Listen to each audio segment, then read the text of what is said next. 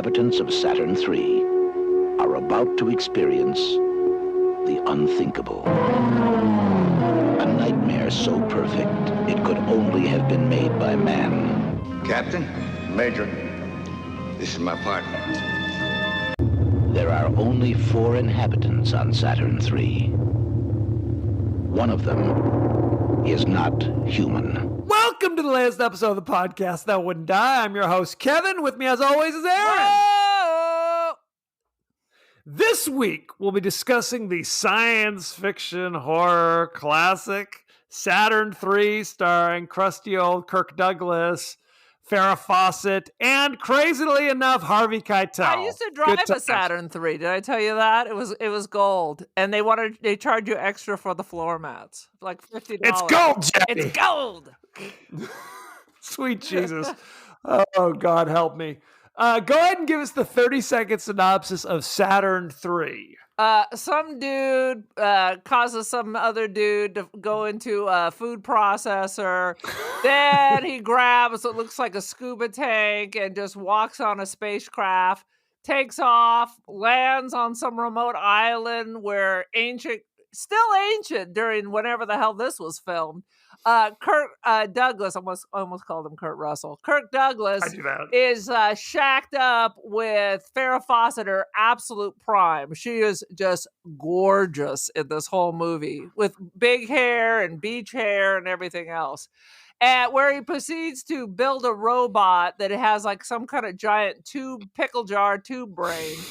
Who basically has taken over a lust for Farrah Fawcett. Basically, by the end of the movie, everyone's fighting because they all want to F Farrah Fawcett. The end.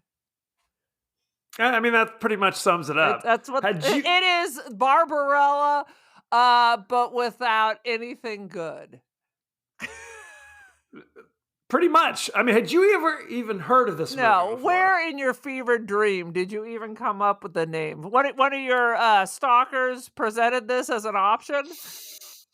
Yes, to answer your question. Well, because, people who follow us. Is it Will? Is it your old buddy Will from the Des? No, if only. No, it was, basically what happens is, as people who follow us know, every once in a while I'll say, hey, throw us some movie suggestions. What are you thinking of? And somebody said, hey, check out Saturn III. Now, I had heard of Saturn III, and I actually had seen parts of it when I was a kid. I don't know if it was on HBO or if it was on Saturday Night at the Movies on ABC. Skinamax? It could have been Skinamax. Who's to say? And I remember it was Kirk Douglas.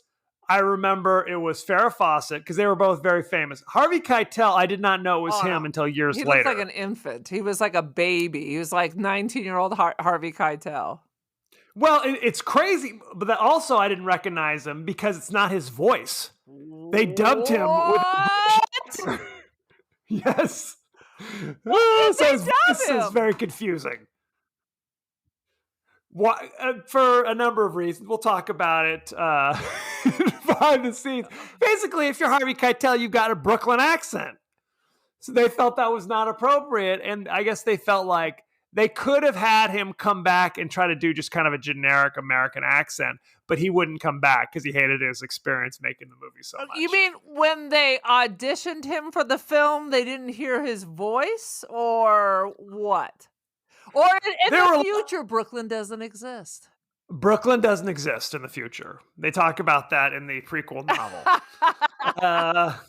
Sweet Jesus. Also written by Frank Herbert. It is. It's a sad situation. Honestly, I remember Kirk Douglas was in this. I remember Farrah Fawcett was in this. In my recollection, Harvey Keitel is the villain of the movie, which he kind of is. Yeah, he's the villain. He's crazy. He murdered a dude to go off and be able to build the robot.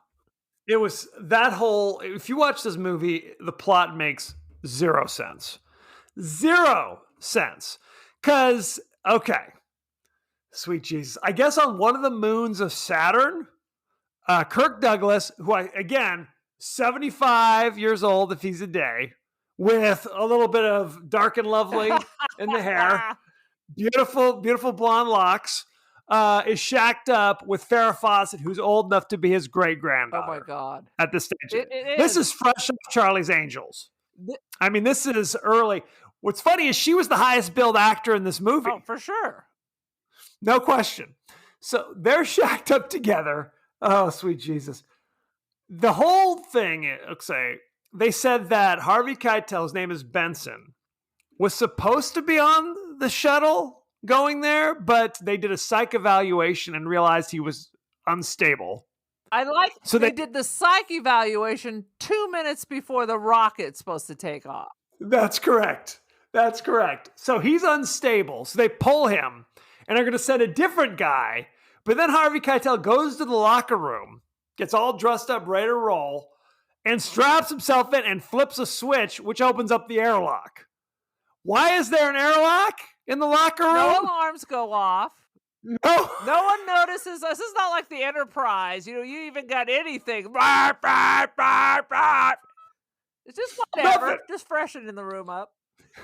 Just fresh. I guess that's how you clean it in the future. Like rolling down the window of your car. That's basically what it is.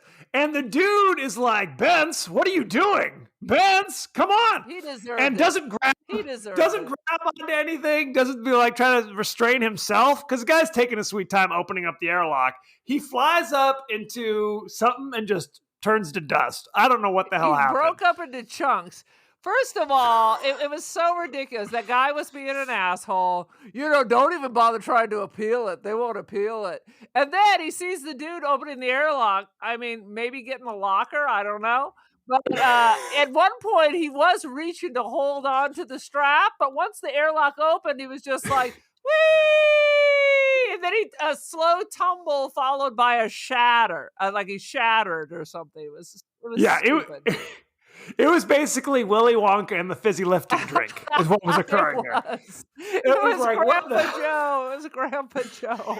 It was Charlie Bucket, only if Charlie Bucket went right into the fan. It's basically... Oh, I wished he'd gone in the fan. Charlie Bucket was the worst part of Willy Wonka. It's a sad situation. So, and again, it's never revealed why Benson is so desperate to get to Saturn 3, which is the name of the base. Do you know why? Because I got to go. I'm going to murder somebody to do it. Yeah. Because I want to futz with the robot? Is that what it is? I assume so, because, I mean, that's what he stole from the dude. After the dude got sucked into the food processor, he took the brain. So he obviously has plans for the robot. That's my thought. It's all very strange. There's not that kind of James Bond moment where the evil Benson go. And by the way, Benson is, maybe it's because they're the 80s sitcom with Robert Guillaume. I don't like the name. The villain's name is Benson. Benson and Hector. Right. So so they're loading up the spaceship. They're like literally just tossing stuff in the back, like it's like a family going on a weekend trip. Back in the minivan, yeah. Nothing's secure. Even in Star Wars, they had some identification, Exactly. So Benson wearing his space suit gets on board of the little rocket ship, where again, they've just tossed shit in the back. There's nothing secured. It's weightless as far as I know in space. So ideally things would be crashing into him as he's flying, but who's to say? Good Lord. And the models in this were ridiculously horrible. Not since Logan's Run have we seen space models that look this lousy. This is like KB Toys or something like that. Oh my God, Kevin, we have to make a movie. God damn you. For thwarting my creativity. It's true. And did you notice, maybe I just noticed this, the soundtrack seemed like they desperately tried to rip off 2001 The Space Odyssey. Oh, they thought they had a gem here. A gem. They did. They were mistaken. They sent an advance copy to Kubrick. I'm sure that's true. Oh, sweet Jesus. So the evil Benson lands on the base, and it's like smash cut to, here's Kirk Douglas and Farrah Fawcett getting down. Full on, they're like naked town. It's like multiple shots of them. They're in the shower together. They're just wearing their naked robes to get. It's like, hey, let's do this. Like, was this? Their whole life consists of shagging, Yes. cutting things with lasers, and playing chess 24 hours a day, 7 days a week. Well, and you got the sense that Farrah Fawcett, they said, had never been to Earth before. Like, she was raised in space. Almost like she's like this orphan girl. Did they pass around from captain to captain? Well, no, I mean, and that's kind of the reveal. Like, Harvey Keitel is like, hey, and it almost fell out of my chair. He's like, you have a beautiful body. I'm like, smooth, come right to the chase. He's like, do you mind if I use it? I was like, is this how they do it in the future? Maybe so. It's like Brave New World. I think in Brave New World, it was considered an insult. You gotta F with that. There's no incels in the future. You just gotta do it. Take a bullet. Love the one you're with. Right. Well, yes, you're absolutely right. In Brave New World, it's a lot of like Orange stuff going on in Brave New World. So it's like he's offended because she's like, no, I'm with Kirk Douglas for some reason. Because not a lot of options here on Saturn 3, let's be honest. And he's like, what the hell? What are you talking about? It's considered bad hospitality. If you don't throw a little something to a house guest, what are you doing? And so is the rest of the movie. It is literally now everybody fighting for a little bit of that Farrah Fawcett, including a robot. They all need to get busy. Because what's a robot going to do? I don't know. This is an important question. So I guess the idea is they are on Saturn 3, they're supposed to create hydroponic food for Earth because of overpopulation or whatever. Two people are going to do Two people with a laser. And they're behind schedule. Apparently. They're behind schedule. So Harvey Keitel, who even though he murdered some homie to get up here, is just going to go up and just do his work. It's like, well, I am an escaped murderer, but I am actually here to make sure that the hydroponics are working at full throttle here. I guess the idea is the gigantic, ridiculous-looking robot that I've brought with me is going to replace one of you guys.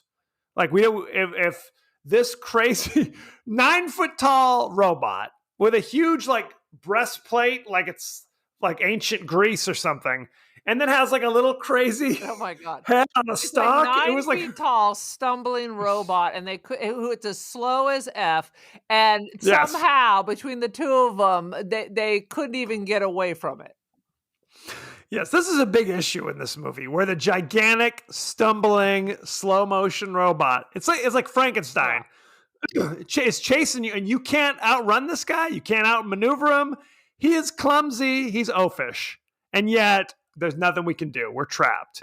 We're doomed. You can hear it coming for a mile. So couldn't you go in the other direction? Clomp, clomp, clomp, clomp. It's a sad situation. Push the goddamn thing over. Trip it. Well, they do that a couple times. So Harvey Keitel in this like metal cylinder opens it up, and there's like a giant crazy brain. That is the brain for Hector the robot. So they slide the brain into Hector. And then Harvey Keitel, and this is something that the moment I saw it, I remember it immediately from 1981 or whatever, is he takes this long old like railroad spike and he shoves it in the back of his own neck because he's got like a little hole in there or something.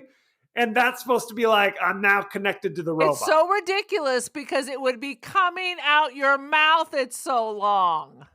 Yeah, it would be suicide if you pop this thing in there. That would be the end of you, basically. So I guess the reveal is he's trying to upload knowledge, all his knowledge to Hector the robot, and Hector is immediately like, "You're malfunctioned because you're a murderer. Even me, the crazy robot, can tell that you're effed because you murdered Captain James by putting him in the threshing machine before you left for reasons we still don't fully comprehend. So you're malfunctioning, not me. You're the malfunction.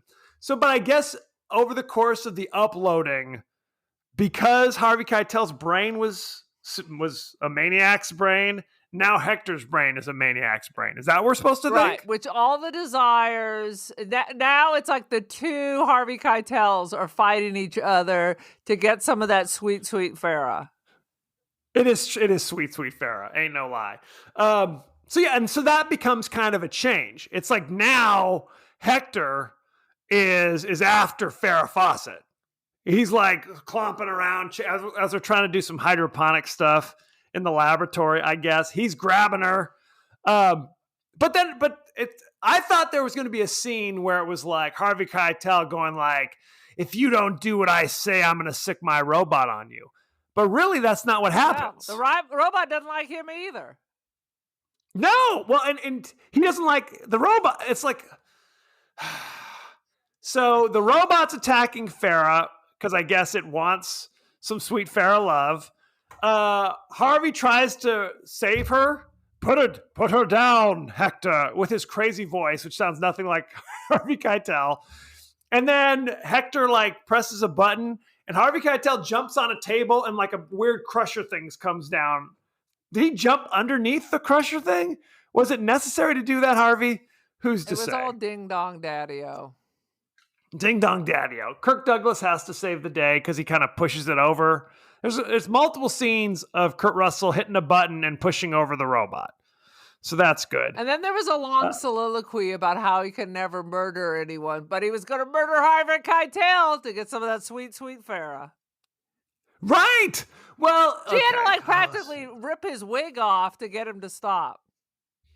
Basically. But well, because what happens, so they take Hector apart, but somehow Hector is able to manipulate the machines around it. He got the espresso maker to put him back together again. That's correct.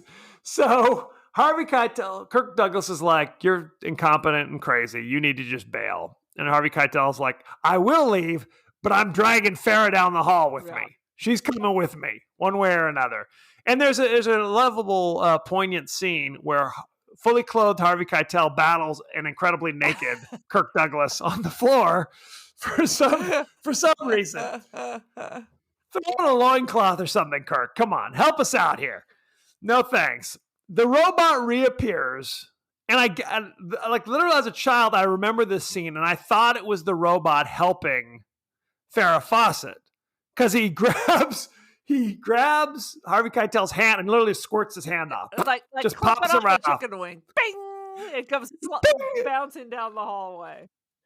And then drags his corpse like down the hall. Yeah. And I thought, cool, Hector's back on their side. Oh no, he's not. And now there's that thing where it's like Harvey Keitel, the robot now speaks with the voice of Harvey Keitel because it's like or anyone's voice. It made no sense. So, oh, sweet Jesus. Oh, at some point, Harvey Keitel is now also uploading everything from the captain's brain. And he's like, it's cool or whatever. He didn't seem overly concerned about it. It makes no sense. So, he knocks out Kirk Douglas and Farrah Fawcett. Kirk Douglas wakes up with the little thing in the back of his neck, the little port or whatever, because I guess they're going to upload him with like USB, things that he has to do. Port. Who the hell knows what's happening? So the last 30 minutes is Farrah Fawcett and Kirk Douglas like crawling through like crawl spaces. Oh, how are we going to get to the ship to escape? Clank, clank, clank. And I guess they pushed the robot into like a swamp or something. What the hell? They kept frozen. Was it Freon? I don't know. It was like a swamp. Then it had ice crystals on it, but it had no impact, so it crawled out and it was still bopping around. They did not explain what that like watery hole was. The sewer system? I don't know. Who in the hell knows? Again, multiple times in this movie, there's like, something's going to happen. We're not really going to explain it to you, though. No. Good luck. Screw you and the screw you screwed in on. So they fight the creature. The creature blows up the escape ship. So now there is no escape. But then they push him back in the water, and Kirk Douglas sacrificed himself by blowing himself up. There's a scene where they're like, Major, please report to the area. And Kirk goes back and gets like a fancy vest on. And I'm like, why is he, what's up with the sporty vest that he's got? I got to put on my 70s future vest on. I wrote Good time. down, in the future, we will all wear leather. Yes, that's important. It's very important. What else did I put in here? It all looks very 70s California costumes. Yes, it's a sad situation. Oh, well, I think I've got like pages of notes. You got anything else you want to say? It's a freak show. This movie is so bizarre and horrible that what can you say about it, really, other than it's bizarre and horrible? All right, you want to see my notes? They Lay it on all me. have like a tattoo. At first, I thought they all had cancer spots on their foreheads. Oh, right. But Farrah Fawcett had bangs, so hers appeared on her cheek, so you could see it, which I thought was totally stupid. Well, she had the hair. You can't like mess with the hair. Mess with the hair. So she had the weird tattoo somewhere else. Well, like it said IBM or whatever the hell the name of the company they had. And then what's the deal with the dog? You're in the other side of the ship. You're a Karen Terrier or Toto is constantly barking. She at the end of the movie that when the dog got killed, she ended up running for 20 minutes to find this dog that it was like sounded like it was barking in her ear. Well, didn't they say like we have to let Sally out? We have to let Sally to outer space? What is letting her? I mean. Whether she poops in one room or another, what does it matter? Very sad. And then the robot turned Sally literally into mush. So it was unrecognizable as Sally anymore. Yeah. Very sad. And one thing that they did is at the end, when Kirk Douglas blows up the pit in the sewer, the robot in the sewer pit, you will notice that the brain is intact, leaving a door open for part 2. Saturn 4? Saturn 4, because they didn't blow up the espresso maker, so it could wheel over and rebuild the robot. Well, and that was what was... So, evidently they've defeated the creature. Kirk Douglas sacrificed himself. Harvey Keitel is like his head is just rolling around. And then there's an extended scene of her taking like a shuttle to Earth while the music swells. And I kept thinking, who cares? Why is this such a climactic moment? It's like, oh my, well, she has never been to Earth. It's like, it almost seemed like it was like a horror movie. Like, oh my God, now Farrah Fawcett's going to Earth. Well, now it's like Rape Town, apparently, there.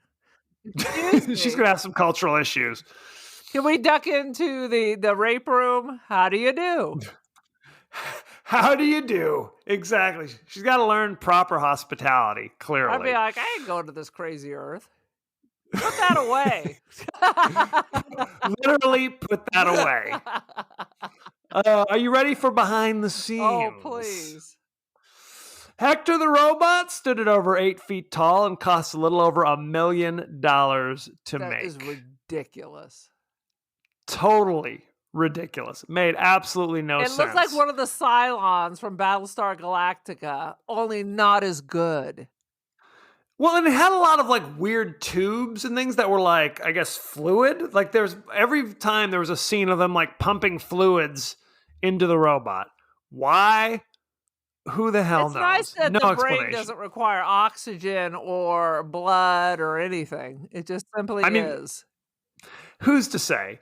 There were actually 3 different directors over the course of this movie. John Barry was the original director. It was the first thing he ever tried to direct. He was primarily a production designer. He was fired because all the actors are very strong-willed and were basically running roughshod over him. So then Kirk Douglas reportedly directed it for a couple days until the new director, Stanley Donen, stepped in, who was one of the producers, to finish the horrible, horrible movie. Harvey Keitel's voice was dubbed by a British actor named Roy Dotrice, and I'm sure I'm butchering his name. What else was he in? I have no idea. You know what's weird? I could look it up. I had no idea that the voice was dubbed. That was pretty good. He was in, okay, I can tell you exactly. Roy Dotrice was Leopold Mozart from Amadeus. He was Mozart's father. Oh, yes. That's interesting. Yep. So he was trying to do kind of a generic mid-Atlantic, kind of a Cary Grant kind of accent. You know Oh what I my mean? God. Very sad. Sweet Jesus. The screenplay, like I said, the director was Stanley Donen. You know him. He directed such things as Charade in 1963. Ooh. Is that right? Did he direct those things? Well, he I don't know if he directed those directed them. first, I'm guessing. Let me see. I'll look it up. Charade. Did he direct that? Yeah, he directed Charade. He directed, according to this, Singing in the Rain. Wow. Yeah. How So- the mighty have fallen. Singing Funny Face. Singing in the Rain and Funny Face are pretty amazing. I don't see. He never planned on directing this movie. He had to step in because of He craziness. should have used one of those wacky names, like Roger Stinkfoot or something like that. It was definitely Roger Stinkfoot. Let's see. What else can I tell you about this horror show? There was a book written in the 80s by the screenwriter called Money. And it's basically a satire of his experiences working with the making of Saturn III. Oh, no. And there's a character who's an aging actor who's desperate to prove his own virility. Uh-oh. Who could that be? Who could that be? So that's why we had to see his cheeky bums? Well, about this time, late 70s, early to mid 80s, every movie Kirk Douglas did, there are extended scenes of him shirtless. Oh, God. And I saw a movie he did called Tough Guys with Burt Lancaster, where they're kind of aging gangsters who get out, and it's a comedy. And there's always scenes of him like with a woman who is 50 years younger than him that he's shacking up with. Like father, like son. Oh, sweet Jesus. Let's see what else. Everybody was disappointed with the way the film came out. Johnny Carson would tease Farrah Fawcett about the movie whenever she came on. And she would always, the audience would laugh as Farrah squirmed, answering, originally they had a very good script. It was called The Helper, and it was a lot different from when we ended up shooting. Wah, wah, wah. Yeah, her relationship with Kirk Douglas in the thing was so odd. Half the time, they were either in bed or then they just seemed like father-daughter. It was, I mean, you see, she's topless for a brief moment. If you pause the button just the right time. Well, there's a scene, they just gotten out of the shower. They're both kind of wearing the robes. And then he kind of pulls his robe aside and kind of pulls her in, and you see her naked chest for a burst of moments. But you do feel like it's kind of an inappropriate relationship. Mm-hmm. Like she seems kind of simple. Like he's found like a beautiful moron and is just taking advantage of her. 100%. There's a power dynamic definitely going on here that smells like 90 Day Fiance when you got these 50-year-old men with their 19-year-old fiancés. You have that. You also have, I thought for sure she was going to be a robot. And you get to the point where like he's going to be moving on from this post and fuck off. And he says, coming with me. Right. He's like, it's about, and if you watch this movie, there's all this jargon they use to just describe simple things. He's like, yeah, I'm about to be aborted or something like that. You're just like, what? What? He basically forced retirement because he's 1,000 years old and he should have been retired at least 4 decades ago. In this committed relationship, he's going to kill a man over her, but as soon as his assignment's over, later, they'll let the door hit you in the ass. Deuces. That makes no sense. He should be so lucky. Yeah. Sean Connery was originally considered to play the role of Adam. That went to Kirk Douglas. And Michael Caine was originally in running to play Benson. I would have signed up for that, man. That would have been a better movie. I think there's no question about that. I think that's about all we need to know. Let's talk about the cast once again, shall we? Farrah Fawcett, who again was given top billing in this movie. You know her from Saturn III, of course. Logan's Run, 4 years earlier. Cannonball Run. Her insane relationship with Ryan O'Neal. And Lee Majors. Lee Majors, the ball guy. He's the unknown stuntman. She was Jill Monroe for one season of Charlie's Angels. She was in one season of Charlie's Angels, became so popular she left, and she was replaced by Cheryl That Lee Ladd. Majors, I believe, had something to do with that. That'll do it every time. Kirk Douglas. I got to see how old he is. Spartacus! He was born in Oh, 1916, Lord. and this movie came out in 1980. My. So there you go. He was not a young man in this movie No. by any stretch of the imagination. And by the view of that ass, 100%. Well, you could tell he kept in shape. Right. I mean, he was in good shape considering, But he's 100. or even not He's considering. 100 years old. At least 100 for openers. He died last year, February Isn't that 5th, amazing? 2020, at 103. You know him from Spartacus. He was in such things as Lust for Life, where he played Vincent Van Gogh. Ace in the Hole, not familiar with No. it. Detective Story. Okay, good stuff. You know what his real name is? Oh, His it's real like name. Eastern European, isn't it? Right, he's like Czechoslovakian. It was Czechoslovakian Jew, if I'm not mistaken. I'm going to look it up because it's like not Douglas. it's not Yeah, Kirk. it's not Kirk. His name is, I'll tell you exactly what it is. Isur Danielovich. All right. There you go, Kirk born Douglas. in the old country, or here. Well, I closed the window. Don't Let's close the window. I want to know, was he I'm in the closing it. Austria-Hungary Empire, or? He was born in Amsterdam, New York. Okay. So no, he was born here. All right. Born here. Let me see. I can tell you exactly. His parents fought in the Civil War, or? His parents are immigrants from Chavusi in Mogilev Governorate in the Russian Empire, present-day Belarus. Belarus. Yes, he would embrace All his right. Jewish heritage in his later years after a near-fatal helicopter crash at the age of 74. So there you go. All right. Good times. That's all you need to know about Kirk Douglas. And then there's Harvey Keitel. You know him from Reservoir Dogs, Bad Lieutenant, The Grand Budapest Hotel, Pulp Fiction. He was not extraordinarily famous at this moment. Let me go No, back he looks and like a take baby, look. but you gotta love Harvey Keitel. He's always great. He's always bang.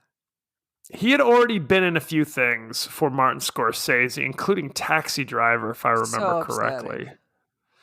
upsetting. He had done, oh, look at that.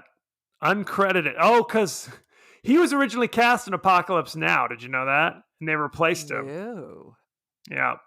So that was before this. He was in anything else? Taxi Driver in 1976. Alice Doesn't Live Here Anymore, 1974. Mhm. Mean Streets, 1973. So he did a bunch of things. He's a hardworking actor. But again, not a huge star at this time. And that's basically the cast. I mean, then Hector, the crazy robot, is dancing around. So there you go. Shall we talk about the rating? Oh my God! Tell me what Rex Reed has to say. I'll see if he reviewed it. 25% rotten. Oh, for sure. On Rotten Tomatoes. Audience score was a little bit more forgiving. 30. 30%. It earned all 30%. It earned it. Let's see if there are any top critics that talked about this movie. God, this was a horror show. Roger Ebert! What did he say? Original score, 1 out of 4. Yeah. The movie is awesomely stupid, totally implausible from a scientific viewpoint, and a shameful waste of money. No. You could have fed like a starving nation for what you paid that robot. At least. Oh, for openers. For openers, sweet Jesus. So what is your rating for Saturn 3? Oh my God, I'm giving it 1 out of 5 shriveled up Kirk Douglas balls. It always takes that dark turn, doesn't it? I'm going to give it 1 Harvey Keitel crazy hand squirting off. There you go, out of 5. It really sucks. It truly Don't does. waste your time. It's not even stupid enough to be funny. Just it's not. Let it go. Let it go. It's not. I mean, we have more fun talking about it than watching 100%. it. That's the cold hard reality. It's a sad situation. So don't waste your time. it is a ridiculous nightmare. Truly. It's one of those things where you're just like, nobody was there to say pull the plug. At no time, no one came out and said this is a horror show. Maybe they did and they were just ignored. Who's to say? Good times. If you see Harvey Keitel, do not bring up this movie. Don't do it. He does not appreciate He will pull it. your spine out of your back. He will pull your spine out. So there you have it. Thank you very much. Go to our page on Twitter at TPodcastTWDie. Go to our page on Facebook at The Podcast That Wouldn't Die. Aaron, we're on Instagram. We are The Podcast That Wouldn't Die. Check it out with all the underscores you could ever want. There you go. You can also email us at The Podcast That Wouldn't Die at Gmail. We are on Apple Podcasts, Google Podcasts, Spotify, anywhere the finer podcasts are available. So don't forget to like, share, review, rate, for goodness sakes. Aaron, you also have your personal email account you want to share. Is that correct? I am on Instagram under The Cult of Aaron. Join the cult. I'm also Don't Feed the Pigeon. Very nice. So contact her directly with any proposals. Shut your mouth, boy. Harvey Keitel, if you're listening, just that's how you do it. That's how we do it. Next week, we'll be discussing the horror science fiction classic, the John Carpenter classic, Prince of Darkness. You can watch it for free on Tubi. That makes me worried that it's going to be a piece As it should. of SH. If you've never heard of it, there may be a reason for it. Caramba. So check that out. It's from the late 80s. I think Donald Pleasance is in it. Alice Cooper pops up. It's an all-star cast. What? So check that Didn't out. we just watch something with Alice Cooper in it? Did we? What did we watch with Alice Cooper? Shit, I don't know. Never mind. He sang the theme song to Jason Lives. Oh, Jason Lives. That's right. I knew there was some Alice Cooper floating around there. Will he be golfing in this or what? He might. Who's to say? So check that out. Good times had by all. So thank you very much and be well. Later.